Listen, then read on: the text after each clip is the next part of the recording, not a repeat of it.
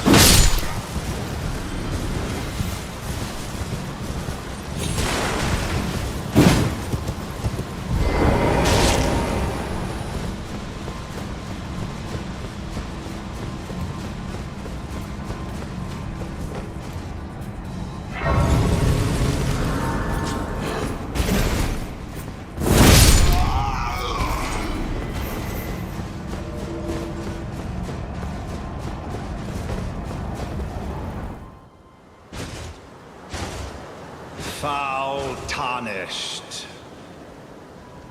In search of the Elden Ring. Emboldened by the flame of ambition.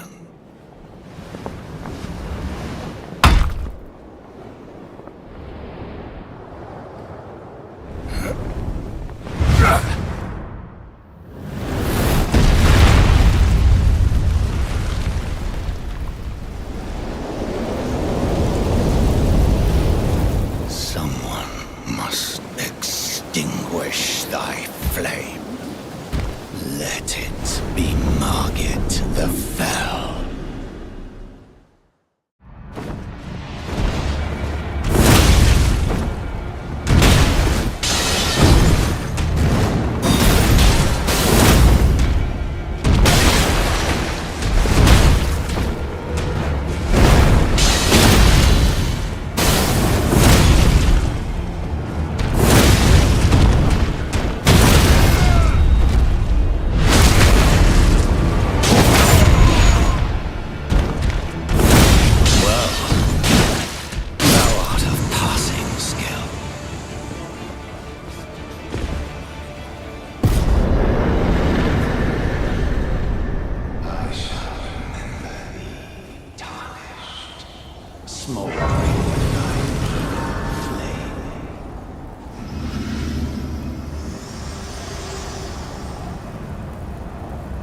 Forgive me.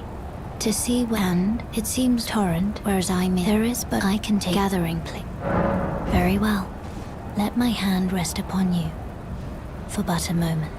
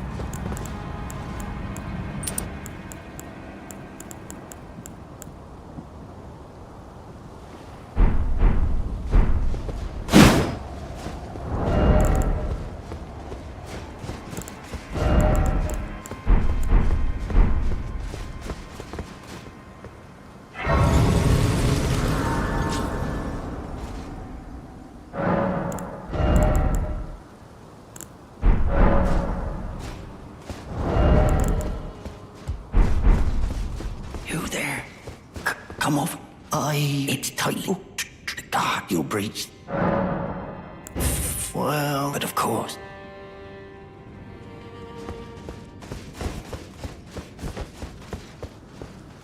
The gates! Open the gates! What's it to you? Stand back, you wretched toast.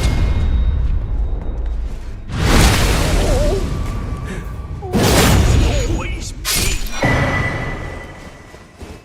I do to deserve it.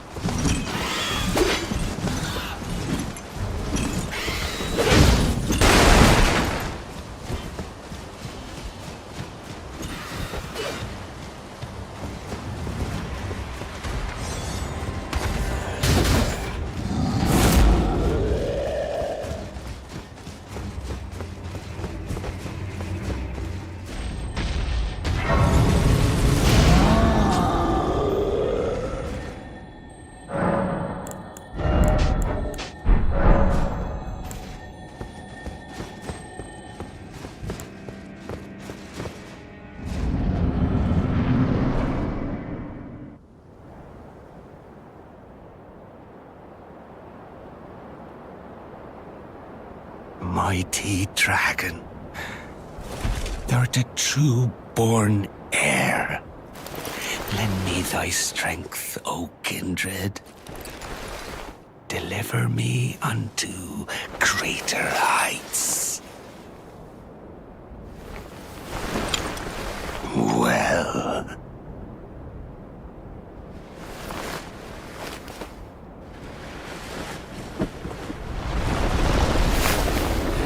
lowly tarnished,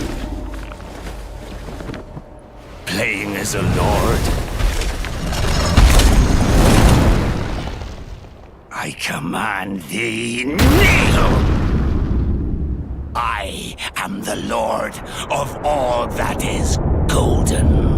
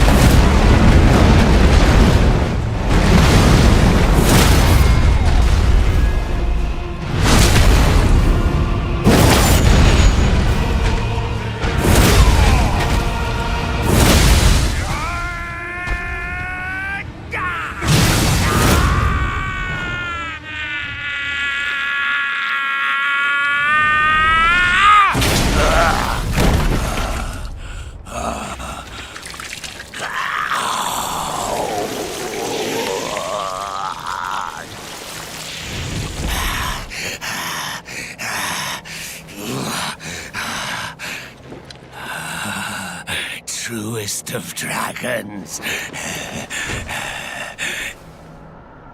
Lend me thy strength.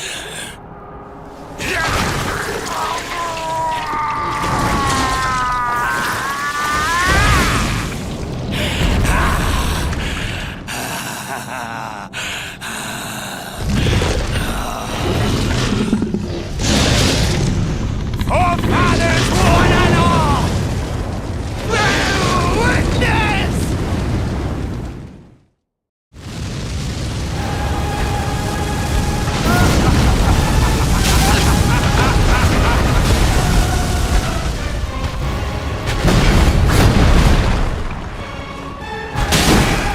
I am the Lord. And one day, we'll return together to our home, bathed in rays of gold.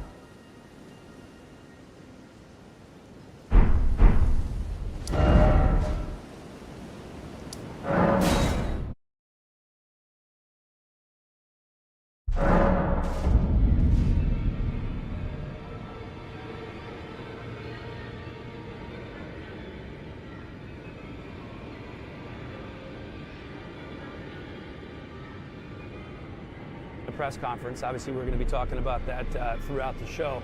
But before we get going, there's a little thing called the Tim Tam Slam. As I told, we had to start the show with. I have no idea what it is, Volk. So this is you to You're in show us no what this matter is. how you're done. So what, you've never done this? No. You're in for a treat for this one, I'm telling you. So what you're going to do with this, Tim Tams here, as you can see, a little trick to it. Okay? We're going to bite off a little corner off the top. Okay? Bit of crumbs went everywhere. And off the bottom, the opposite corner, right? Okay, I'm going to give everybody a tip. So now, what we've done, Down. Come on, bro. I would try to catch it with my mouth like Scooby-Doo. we've just created a straw. On the corner, Yeah, okay. so corner. Two corners? Yeah, the corner's a little one if you can, and drink, so use the suck out of the little one. And then what we're gonna do is we're gonna dunk it in and we're gonna bring it through and it's gonna melt. It's gonna just melt through the biscuit. Well, mate, you're in for a treat. One of my favorites. The Here we go. biscuit. Okay, so Like a straw. Like you're using it like a straw. Use it like a straw, that's Back it. already, no matter. Yeah, but then, now, it's gonna start falling apart this. Watch this. Oh, man. Oh! Oh yeah, there you go. Oh, wow, I get it. The Tim Tams gets real soft. Back already, no matter. It smells so good. You lost it, yeah? You lost it, bro. I'm not. Bro. It's all right, but that just shows you, like, you know, it just, yeah, melts the inside. Man. Oh my God, that is I amazing. feel like I lost. It makes the Tim Tam taste like coffee, and Tim Tams are good enough by themselves. Yeah, that's pretty damn good. All right, while you guys are eating your Tim Tams. Back already, no matter. Can we, You want another one? all right, go Is that ahead. what Do that- you think? Do you think? We have work to do. Early prelims starting at 6:30 p.m. Eastern Time on ESPN Plus, with Aussie native Stuart Nicole making his UFC debut against Jesus Aguilar. And then we're going over to ESPN right after that. Tom Nolan, another Aussie, taking on Alex Reyes in the featured prelim. How about one more Australian? Jack Jenkins back from an ankle injury, facing Herbert Burns and Juan Santos, looking to jump into the flyweight rankings if she can get by Casey O'Neill. And then it's the heavyweights, Junior Tafa and Walter Walker. As for the main card, starts 10 p.m. Eastern Time. The Leech Li Jinliang returns after almost 2 years away, taking on Carlos Prates. Heavyweight bangers, Tai Tuivasa and Jairzinho Rosenstrike going at it. Then it's Mateusz Gamrot looking to continue his ascent up the middleweight rankings against Dan the Hangman Hooker. I have some of this Tim Tam Slam stuck in my mouth.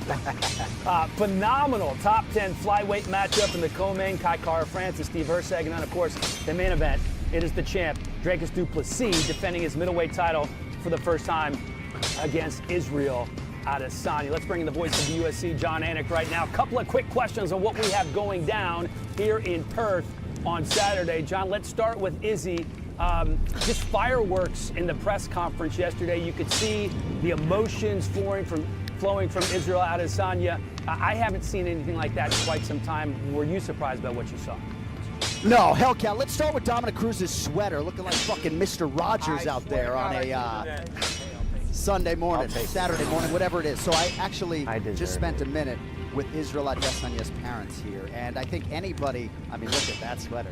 Anybody who knows Izzy, Gotta get me. I think is acutely aware that this emotional trigger yesterday is not something that is going to affect him in an adverse way come fight night. Israel Adesanya is very comfortable in his own skin.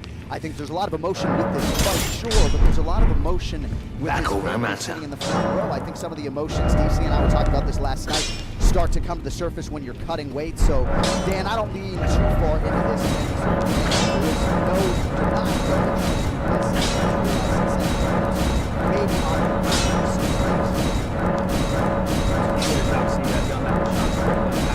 As for Dricus du Plessis defending his title for the first time, he says we still have yet to see the best all-around DDP. Did he share anything with you about what he's been doing in training to level up since? Well, it was a pretty simple thesis statement about being the hardest worker in the room, and for most of his career, he considered himself as such. But he said, once I become the undisputed UFC middleweight champion, it's not necessarily a Teddy Atlas thing that I level up 20 or 30%, but I can't afford to not be the hardest worker in the room because everybody is watching my every move. So he was always a guy who was lauded for his work ethic, and if you can believe that, I think, took it up a notch in advance of UFC. Co-main event going to be fantastic. Kai Kara France for a second. I know you sat down with Herseg earlier in the week. had a title shot, just 3 fights into his UFC career. Did he share anything that he learned from that fight? Well, there were some in-fight mistakes, but I think it was a great deal of confidence for him to go toe-to-toe with Alexandre Pantoja to beat him in at least 2, if not 3 rounds. You know, I sat there calling that fight in May in Rio and kind of felt like he was up 3-1 going into the 5th. So I think when you go toe-to-toe without an optimal championship training camp with a guy like Pantoja, you're going to be riding high. But Kai Kara-France, I'm not sure I've ever seen him at a better place. He's had more than a year off after the concussion, and a lot of familiarity on the low headlines, both sides. So we'll see what happens here. All right, Johnny, you want to get one more shot, kind of a split screen with you and Dom, so you can get another look at his outfit? That sweater. Hey, Dom's back in school. I just don't love the wardrobe choice today. You know my guy. It makes him look smart and dark.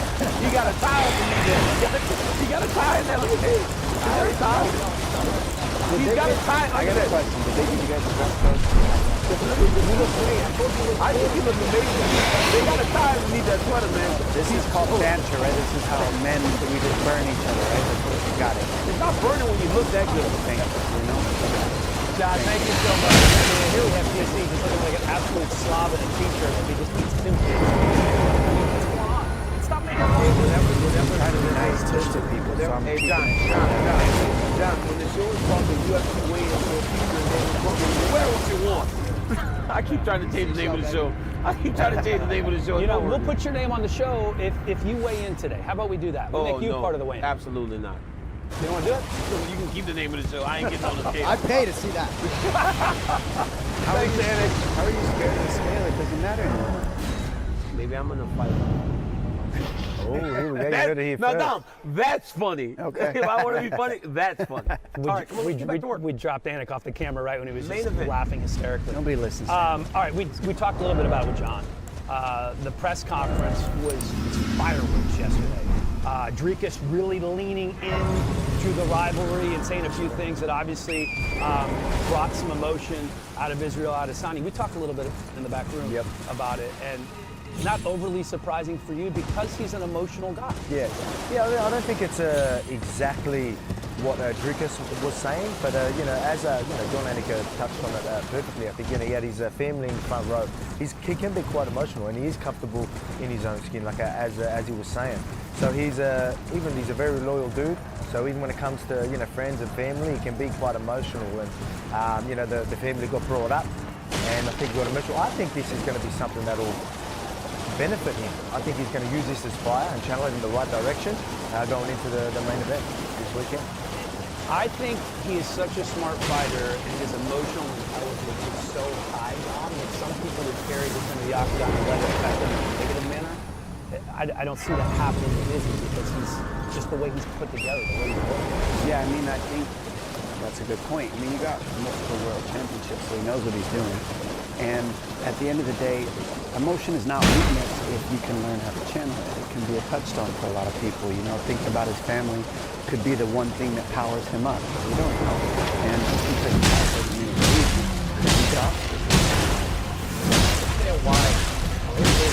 First one here.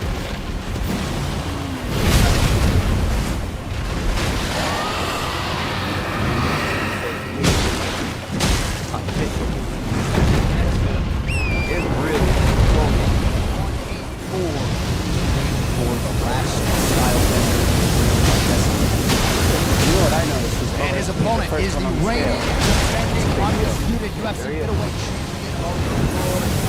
Still not Dricus showed up right away, right? He wasn't here initially, but this guy plays at 185. Always makes the wins. He's always very early to the scale.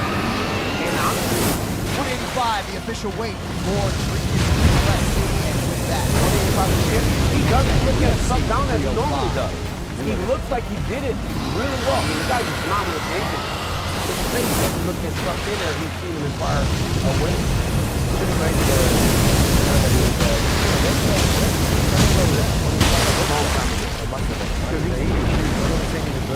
right next fighter weight. He up the body. Hey guys, it's Tom Big Train Nolan here, fighting out of Brisbane, Australia. I just want to give a shout out to you both. Thank you so much for paving the way for us Australian fighters. We really appreciate you. Oh yeah, has his on the dangle. Dangle there. I think he's trying to bring that sort of height into his fight. Maybe got caught up in the height, but now I feel like I had a chat with him and said, you know, go fight.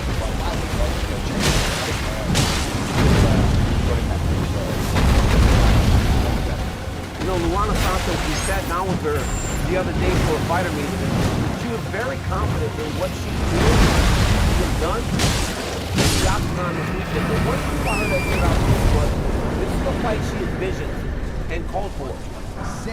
126 for Luana, and she knows exactly what she wants to do next. This is a young lady that has an idea how she wants her career to go, and she's putting it together step by step. There's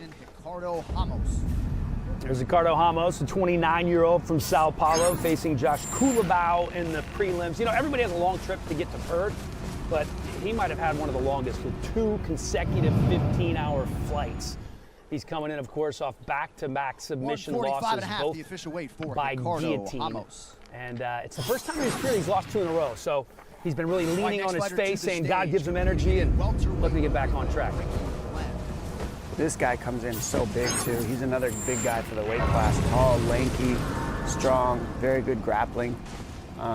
You know, he said he's got a brown belt, but does that really matter anymore? Everybody's got black belts, they say on paper, but you never even know. Just how they show up and use their grappling with their wrestling, I think, is what matters, and Ricky Glenn always brings that. So it'd be fun to watch that fight.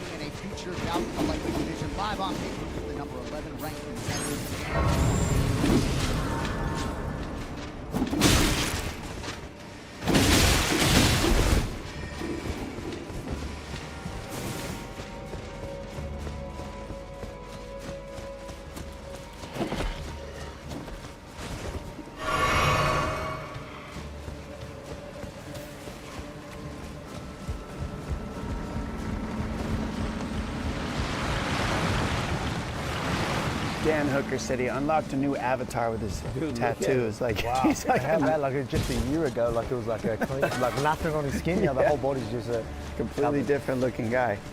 It's unbelievable that he looks like that. 155 and a half. 155 and a half. It really is. Like, I saw a side-by-side picture. That's my sleeper fight of the night, this one, right? Like, I think that's going to be the epic. All right, next man up in a featherweight. My name's Jack Jenkins. I'm fighting out of Absolute MMA in Melbourne. DC, I heard you're over here and maybe playing some golf with the boys. I hope your swing has improved, brother. Hey, you know what? It hasn't, Jack. Just so you know, it hasn't. Dude, shut up. Jack Jenkins, who is 145 for Jack. Jack hooked me up the last time I was in Sydney at a super private course with one of his friends. They kicked my butt. I'm not gonna lie, but Jack, I am much better. I don't eat as much as Kelly. Casey O'Neill. So I've been watching her, even on the local scene. Like, you know, I've been watching a fair bit of her. She's so good at grappling. She's even getting so much better with the striking as well. So I'm expecting a big performance from her.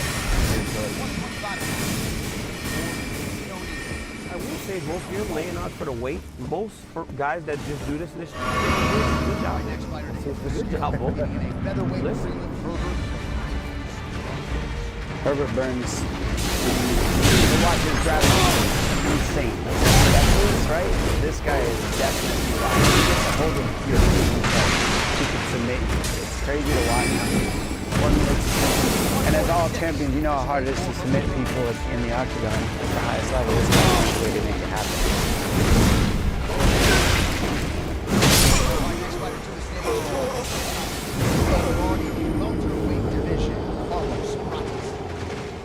The Nightmare. By the way, birthday boy. His birthday on the 17th, which I believe is today. I'm a little turned around, but might be tomorrow, depending on where you are in the world. But quick turnaround for Carlos. Beat Charles Radke in June. Took 2 weeks off, then jumped right back into camp because he really wanted to be on this card. His 4-year-old daughter, Kyla, is Australian, and she's going to be able to watch him fight live for the very first time. In a flyweight prelim and making his UFC. Hi, my name's Stuart Nickel. I'm fighting out of Brisbane, Australia, and I just want to challenge Dominic Cruz to a breakdancing competition. I think he's got some cool moves in the cage, and I want to see if he's got the dance moves. Who did he say that Oh man, okay, let's go. I got it looks like you can break it. I used to watch it. Really? That's what I used to do. I was watching it. I was like, I need to learn that. No. Like that Australian guy? Yeah, not as good as Australia. Yeah, not that good. She got good. She could do it. People thought she could do it. I got a guy who I bet you can break dance.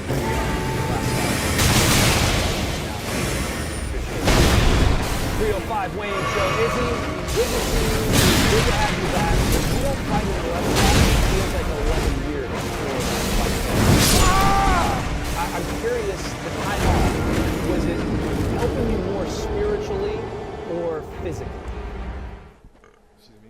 Everything, physically, mentally, and even spiritually in a sense, because I got to remove myself from the game and find myself again. Were you surprised how heated the press conference got yesterday and how emotional it was for you? A little bit, yeah, because it's been a while since I've been here. I was speaking on my, like he said something, I was like, what the fuck are you on about? Well, I get the internet and their stupid, comments. It says something about my servants, and that's rich coming from someone who owned slaves back in the day. Yeah, so for me, it just, if you don't know about my story, don't speak on it. But again, I let that out then. It was good for me to get that out there because it's been a while.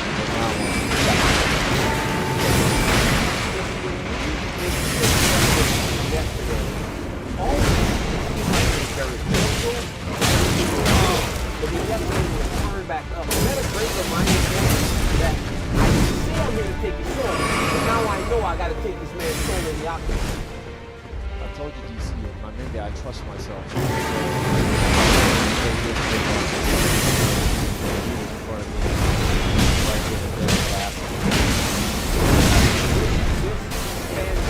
And the crowd yesterday was very excited to see that. At times, sometimes like, what's the yesterday was all crazy. It must have felt good. Definitely. And like I said, I felt the love. I felt the love as well. Izzy, you said you found who you are in this time off. Who are you compared to who you were with the belt? What's different? We talked about this yesterday already, though. I never needed the belt. Yeah. And I said it yesterday to what he said. He said the belt proves he's great. And I said, I've been great before the belt. I was great with the belt. And I'll be great after the belt because I'm Israel. I did Sonya. And yeah, I know who I am. I stand 10 toes in it. And with the emotion, a lot of people say, oh, I don't know, because the emotion. Do you believe that a lot of times that powers us up as athletes to have that emotion and be able to let that out?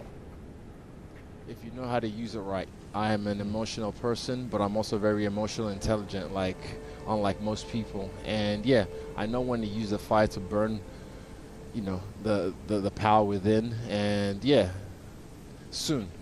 We're less than 24 hours before we scrap. And yeah, you guys will see then. Easy, mate. What's happening? I'm going to switch it up a little bit. So I was lucky enough to be with Chef Matt and Geordie. So we're there prepping some of your go-to meals. So I'm not going to ask you what you're going to eat because I know we actually prepared it yesterday. But I do want to say, are we in for a treat with a walkout or anything like that? Because I haven't really got to ask you that, so I just thought I would ask you now. Nah, not really. This one, it's business because I have missed this. The walkout was always special.